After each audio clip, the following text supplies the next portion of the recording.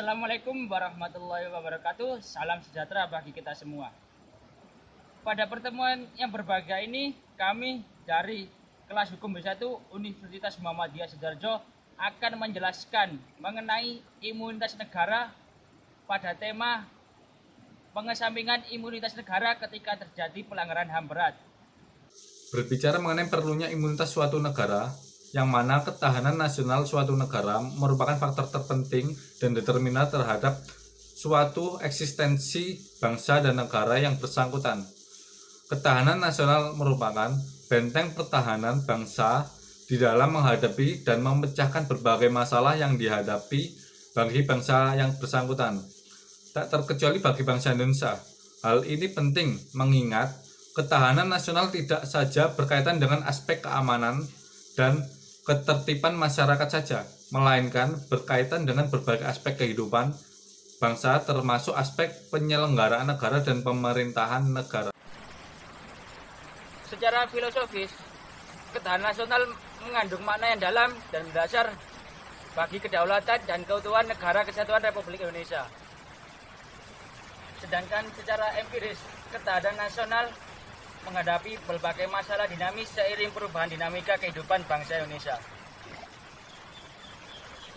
baik yang di dalam negeri maupun yang ada di luar negeri. Sebagai bangsa yang besar, bangsa Indonesia harus mampu menghadapi berbagai masalah dengan memperkuat dan memperkokoh fondasi ketahanan nasional dengan dilandasi semangat persatuan dan kesatuan, nasionalisme dan cinta tanah air berdasarkan Pancasila dan Undang-Undang Dasar 1945.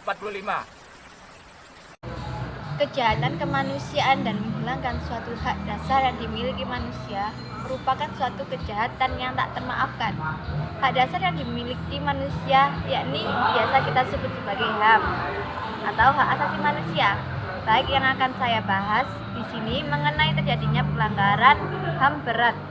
Oke, seperti yang kita ketahui, pelanggaran HAM berat ini merupakan dalam sejenis pelanggaran berat yang menurut Undang-Undang RI nomor 16 tahun 2000 tentang pengadilan HAM dapat diklarifikasi menjadi dua, yakni kejahatan genosida dan kejahatan kemanusiaan. Dalam hal ini, salah satu kejahatan genosida yang terkenal yakni pembantaian kaum berkulit hitam di Darfur oleh milisi Janjaweed yang terjadi di Sudan pada tahun 2004. Tak hanya membantai suatu suku bangsa, kejahatan genosida juga mencakup hal lain seperti memaksa tindakan yang bertujuan untuk mencegah kelahiran di dalam suatu kelompok atau suku dan secara paksa memindahkan anak-anak dari suku satu ke suku lainnya. Kemudian mengenai kejahatan kemanusiaan yang meliputi pembunuhan, perbudakan, pemindahan paksa penduduk, perampasan berat atas kebebasan fisik, penyiksaan, pemerkosaan, perbudakan seksual, pemaksaan prostitusi, pemaksaan sterilisasi, penganiayaan, penghilangan paksa, perbuatan tak manusiawi yang mengakibatkan penderitaan berat baik mental maupun fisik, dan salah satu kasus pelanggaran besar kemanusiaan di Indonesia yakni pembunuhan atas Munir Said Tholib, seorang aktivis HAM yang banyak bersuara pada zaman Orde Baru. Kasus Marsina yang begitu terkenal sekali sampai hari kematiannya diperingati di Indonesia. Pertahanan negara dan hak asasi manusia merupakan suatu kesatuan bangsa ini yang sudah diakui dan dijaga, di mana di Indonesia sendiri hak asasi manusia dan juga Undang-Undang nomor 16 tahun 2000 tentang pengadilan hak asasi manusia, yang mana hak asasi manusia sudah diakui keberadaannya sehingga tidak akan ada lagi bentuk penyimpangan hak asasi manusia seperti di masa Orde Baru. Kini hak asasi manusia sangat dijunjung tinggi sekali keberadaannya, bahkan anti patriarki dan kesamaan atas hak sangat digaungkan begitu kencang saat ini. Dengan ini tidak adanya pembatasan hak-hak yang dilakukan seseorang pada orang lain.